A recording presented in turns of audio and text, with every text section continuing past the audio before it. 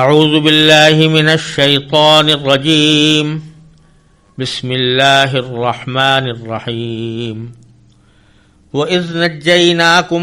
مِنْ آلِ فِرْعَوْنَ يَسُومُونَكُمْ سُوءَ الْعَذَابِ يُذَبِّحُونَ أَبْنَاءَكُمْ وَيَسْتَحْيُونَ نِسَاءَكُمْ وَفِي ذَلِكُمْ بَلَاءٌ مِّن رَّبِّكُمْ عَظِيمٌ وَإِذْ فَرَقْنَا بِكُمُ الْبَحْرَ فَأَنجَيْنَاكُمْ وَأَغْرَقْنَا آلَ فِرْعَوْنَ وَأَنتُمْ تَنظُرُونَ وَإِذْ وَاعَدْنَا مُوسَىٰ 40 لَيْلَةً ثُمَّ اتَّخَذْتُمُ الْعِجْلَ مِن بَعْدِهِ وَأَنتُمْ ظَالِمُونَ ثُمَّ عَفَوْنَا عَنكُم مِّن بَعْدِ ذَلِكَ لَعَلَّكُمْ تَشْكُرُونَ وَإِذْ آتَيْنَا مُوسَى الْكِتَابَ وَالْفُرْقَانَ لَعَلَّكُمْ تَهْتَدُونَ وَإِذْ قَالَ مُوسَى لِقَوْمِهِ يَا قَوْمِ إِنَّكُمْ ظَلَمْتُمْ أَنفُسَكُمْ بِاتِّخَاذِكُمُ الْعِجْلَ فَتُوبُوا إِلَىٰ بَارِئِكُمْ فَاقْتُلُوا أَنفُسَكُمْ ذَلِكُمْ خَيْرٌ لَكُمْ عِندَ بَارِئِكُمْ فَتَابَ عَلَيْكُمْ إِنَّهُ هُوَ التَّوَّابُ الرَّحِيمُ وَإِذْ قُلْتُمْ يَا مُوسَىٰ لَن نُّؤْمِنَ لَكَ حَتَّىٰ نَرَى اللَّهَ جَهْرَةً فَأَخَذَتْكُمُ الصَّاعِقَةُ وَأَنتُمْ تَنظُرُونَ ثُمَّ بَعَثْنَاكُم مِّن بَعْدِ مَوْتِكُمْ لَعَلَّكُمْ تَشْكُرُونَ وَظَلَّلْنَا عَلَيْكُمُ الْغَمَامَ وَأَنزَلْنَا عَلَيْكُمُ الْمَنَّ وَالسَّلْوَىٰ كُلُوا مِن طَيِّبَاتِ مَا رَزَقْنَاكُمْ وَمَا ظَلَمُونَا وَلَٰكِن كَانُوا أَنفُسَهُمْ يَظْلِمُونَ وَإِذْ قُلْنَا ادْخُلُوا هَٰذِهِ الْقَرْيَةَ فَكُلُوا مِنْهَا حَيْثُ شِئْتُمْ رَغَدًا وَادْخُلُوا الْبَابَ سُجَّدًا وَقُولُوا حِطَّةٌ نَّغْفِرْ لَكُمْ خَطَايَاكُمْ وَسَنَزِيدُ الْمُحْسِنِينَ فَبَدَّلَ الَّذِينَ ظَلَمُوا قَوْلًا غَيْرَ الَّذِي قِيلَ لَهُمْ فَأَنزَلْنَا عَلَى الَّذِينَ ظَلَمُوا رِجْزًا مِّنَ السَّمَاءِ بِمَا كَانُوا يَفْسُقُونَ۔ ان آیات کا ترجمہ یہ ہے، وہ وقت یاد کرو جب ہم نے تم کو فرعون کے لوگوں سے نجات دی جو تمہیں بڑا عذاب دیتے تھے، تمہارے بیٹوں کو ذبح کر ڈالتے اور تمہاری عورتوں کو زندہ رکھتے تھے، اور اس ساری صورتحال میں تمہارے پروردگار کی طرف سے تمہارا بڑا امتحان تھا۔ اور یاد کرو جب ہم نے تمہاری خاطر سمندر کو پھاڑ ڈالا تھا، چنانچہ تم سب کو بچا لیا تھا اور فرعون کے لوگوں کو غرق کر ڈالا تھا، اور تم یہ سارا نظارہ دیکھ رہے تھے۔ اور وہ وقت یاد کرو جب ہم نے موسیٰ سے 40 راتوں کا وعدہ ٹھہرایا تھا، پھر تم نے ان کے پیچھے ظلم کر کے بچھڑے کو معبود بنا لیا، پھر اس سب کے بعد بھی ہم نے تم کو معاف کر دیا تاکہ تم شکر ادا کرو۔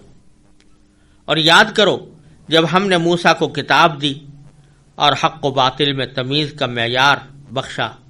تاکہ تم راہ راست پر آؤ۔ اور جب موسیٰ نے اپنی قوم سے کہا تھا کہ اے میری قوم، حقیقت میں تم نے بچھڑے کو معبود بنا کر خود اپنی جانوں پر ظلم کیا ہے، لہذا اب اپنے خالق سے توبہ کرو اور اپنے آپ کو قتل کرو، تمہارے خالق کے نزدیک یہی تمہارے حق میں بہتر ہے۔ اس طرح اللہ تبارک و تعالی نے تمہاری توبہ قبول کر لی، بے شک وہی ہے جو اتنا معاف کرنے والا، اتنا رحم کرنے والا ہے۔ اور جب تم نے کہا تھا اے موسیٰ، ہم اس وقت تک ہرگز تمہارا یقین نہیں کریں گے جب تک اللہ کو ہم خود کھلی آنکھوں نہ دیکھ لیں، نتیجہ یہ ہوا کہ کڑکے نے تمہیں اس طرح آ پکڑا کہ تم دیکھتے رہ گئے۔ پھر ہم نے تمہیں تمہارے مرنے کے بعد دوسری زندگی دی تاکہ تم شکر گزار بنو، اور ہم نے تم کو بادل کا سایہ عطا کیا اور تم پر من و سلوہ نازل کیا، اور کہا کہ جو پاکیزہ رزق ہم نے تمہیں بخشا ہے شوق سے کھاؤ، اور یہ نافرمانیاں کر کے انہوں نے ہمارا کچھ نہیں بگاڑا بلکہ وہ خود اپنی جانوں پر ہی ظلم کرتے رہے۔ اور وہ وقت بھی یاد کرو جب ہم نے کہا تھا کہ اس بستی میں داخل ہو جاؤ اور اس میں جہاں سے چاہو جی بھر کر کھاؤ، اور دروازے میں جھکے سروں کے ساتھ داخل ہونا اور یہ کہتے جانا کہ یا اللہ ہم آپ کی بخشش کے طلبگار ہیں، اس طرح ہم تمہاری خطائیں معاف کر دیں گے اور نیکی کرنے والوں کو اور زیادہ بھی دیں گے۔ مگر ہوا یہ کہ جو بات ان سے کہی گئی تھی ظالموں نے اسے بدل کر ایک اور بات بنا لی۔ نتیجہ یہ کہ جو نافرمانیاں وہ کرتے رہے تھے ہم نے ان کی سزا میں ان ظالموں پر آسمان سے عذاب نازل کیا۔ اب ان آیات کی مختصر تفسیر و تشریح پیش خدمت ہے۔ جو آیات ابھی تلاوت کی گئی ہیں ان میں سے پہلی آیت میں اللہ تبارک و تعالی نے ارشاد فرمایا کہ وَإِذْ نَجَّيْنَاكُم مِّنْ آلِ فِرْعَوْنَ، کہ وہ وقت یاد کرو جب ہم نے تمہیں فرعون کے لوگوں سے نجات دی تھی۔ یسومونکم سوء العذاب، جو تمہیں بڑا عذاب دیتے تھے، عذاب کا نشانہ بناتے تھے۔ یذبحون ابناءکم، تمہارے بیٹوں کو ذبح کر ڈالتے تھے۔ ویستحیون نساءکم، اور تمہاری عورتوں کو زندہ رکھتے تھے۔ یہ وہی بات ہے جس کا ذکر میں نے تمہید میں کیا تھا کہ فرعون نے بنی اسرائیل کے مذکر بیٹوں کو قتل کرنے کا سلسلہ شروع کیا ہوا تھا، اور اس کے پیش نظر یہ تھا کہ ان میں سے کوئی شخص میری سلطنت کے لیے خطرہ نہ بن سکے۔ البتہ عورتوں کو اس لیے زندہ رکھا جاتا تھا تاکہ ان سے خدمت لی جا سکے۔ باری تعالیٰ فرماتے ہیں وَفِي ذَلِكُمْ بَلَاءٌ مِّن رَبِّكُمْ عَظِيمٌ، اس ساری صورتحال میں تمہارے پروردگار کی طرف سے تمہارا بڑا امتحان تھا۔ پھر آگے باری تعالیٰ اس واقعے کا ذکر کرتے ہیں کہ بنی اسرائیل کو اللہ تبارک و تعالی نے فرعون سے کس طرح نجات عطا فرمائی اور اس کے لیے کیسا غیر معمولی معجزہ ان لوگوں کو کھلی آنکھوں دکھایا۔ چنانچہ فرمایا وَإِذْ فَرَقْنَا بِكُمُ الْبَحْرَ، وہ یاد کرو جب ہم نے تمہاری خاطر سمندر کو پھاڑ ڈالا تھا۔ فَأَنْجَيْنَاكُمْ، اور تم کو نجات دی تھی، اور اغرقنا آل فرعون، فرعون کے لوگوں کو غرق کر دیا تھا جبکہ تم یہ سارا نظارہ آنکھوں سے دیکھ رہے تھے۔ اس میں اس واقعے کی طرف اشارہ ہے کہ جب حضرت موسیٰ علیہ السلام بنی اسرائیل کو اللہ تعالیٰ کے حکم سے مصر سے لے کر نکلے، اور مقصد یہ تھا کہ ان کو فرعون سے نجات دے کر فلسطین کی طرف لے جائیں جو ان کا اصلی وطن تھا، اس وقت جب فرعون کو یہ اطلاع ملی کہ حضرت موسیٰ علیہ السلام بنی اسرائیل کو لے کر چل کھڑے ہوئے ہیں، تو فرعون اپنے سارے لاؤ لشکر کے ساتھ حضرت موسیٰ علیہ السلام کے تعاقب میں روانہ ہوا، اور اس طرح کافی دیر تک تعاقب کا سلسلہ جاری رہا کہ موسیٰ علیہ السلام آگے تھے اور فرعون کا لشکر پیچھے تھا، یہاں تک کہ سامنے سمندر آ گیا جو بحر احمر تھا۔ وہ سمندر سامنے آنے پر بنی اسرائیل گھبرائے کہ آگے تو ہمارے گزرنے کا کوئی راستہ موجود نہیں ہے، لیکن حضرت موسیٰ علیہ السلام چونکہ اللہ تبارک و تعالیٰ کے حکم سے جا رہے تھے اور ان کو اللہ تعالیٰ پر مکمل بھروسہ تھا، اس لیے انہوں نے فرمایا کہ تم ڈرو نہیں، اللہ تبارک و تعالیٰ میرے ساتھ ہے۔ چنانچہ اللہ تبارک و تعالیٰ نے حضرت موسیٰ علیہ السلام کو حکم دیا کہ وہ سمندر کے اوپر اپنی لاٹھی ماریں، تو اس کے نتیجے میں سمندر کے درمیان سے ان لوگوں کے لیے راستہ بن جائے گا۔ چنانچہ ایسا ہی ہوا، حضرت موسیٰ علیہ السلام نے جب سمندر پر اپنی لاٹھی ماری تو اس سمندر کے اندر 12 راستے پیدا ہو گئے، یعنی 12 قبیلے جو بنی اسرائیل کے تھے ان میں سے ہر ایک قبیلے کے لیے الگ راستہ اللہ تبارک و تعالیٰ نے اس طرح بنا دیا کہ راستے کے دونوں طرف پانی کھڑا ہو گیا اور بیچ میں خشکی کا راستہ نکل آیا جس میں وہ اپنے گھوڑوں، اپنے سواریوں کے ساتھ گزر سکتے تھے، اور اس طرح پورا موسیٰ علیہ السلام کا لشکر سمندر کے پار اتر گیا۔ فرعون جب وہاں سمندر میں پہنچا تو اس نے دیکھا کہ سمندر کے اندر راستے بنے ہوئے ہیں، تو وہ یہ سمجھا کہ یہ راستے ایسے ہیں کہ ان سے میں بھی فائدہ اٹھا سکتا ہوں. چنانچہ اس نے بھی اپنے لشکر کو سمندر کے اندر اتارا، لیکن جو ہی وہ سمندر کے اندر اترا اللہ تبارک و تعالی نے پانی کو برابر کر دیا، اور اس کے نتیجے میں وہ موجوں میں گھر کر فرعون غرق ہو گیا، اور فرعون کے غرق ہونے کے ساتھ ساتھ اس کے لشکر کے لوگ بھی غرق ہوئے، اور اللہ تبارک و تعالی نے اس طرح فرعون کے ظلم و ستم سے بنی اسرائیل کو نجات عطا فرمائی. چنانچہ فرمایا کہ وہ وقت یاد کرو جب ہم نے تمہاری خاطر سمندر کو پھاڑ ڈالا تھا، چنانچہ تم سب کو بچا لیا تھا اور فرعون کے لوگوں کو غرق کر ڈالا تھا، اور تم یہ سارا نظارہ دیکھ رہے تھے. پھر اگلی آیت میں اللہ تبارک و تعالی اس واقعے کو یاد دلا رہے ہیں جس کا ذکر میں نے تمہید میں کیا تھا کہ اللہ تبارک و تعالی بنی اسرائیل کو زندگی گزارنے کے احکام بتانے کے لیے آسمانی کتاب تورات کی شکل میں حضرت موسیٰ علیہ السلام کو دینا چاہتے تھے، اور اس غرض کے لیے حضرت موسیٰ علیہ السلام سے اللہ تبارک و تعالی نے یہ فرمایا کہ وہ کوہ طور پر آ کر اعتکاف کریں. 40 راتیں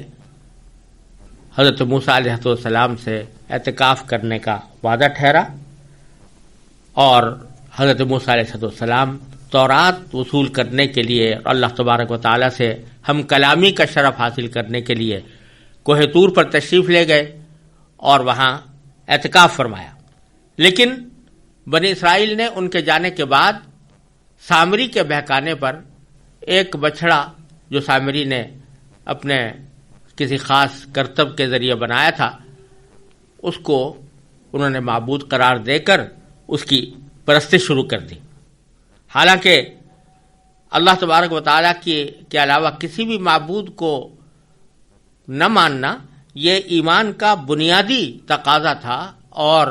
کسی بھی طرح یہ نہ جائز تھا نہ مناسب تھا،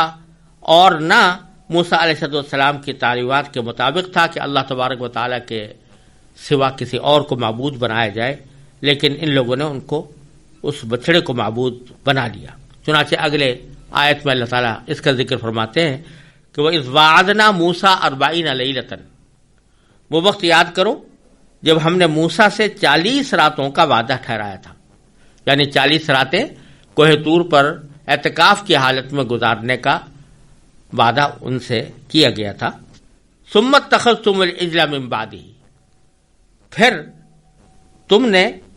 ان کے پیچھے یعنی موسیٰ علیہ السلام کے پیچھے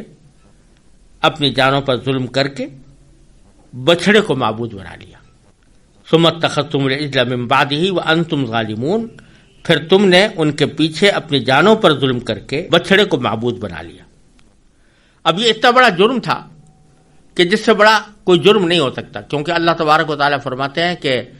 اور سارے گناہوں کی معافی اللہ تعالیٰ بغیر توبہ کے بھی کر سکتے ہیں،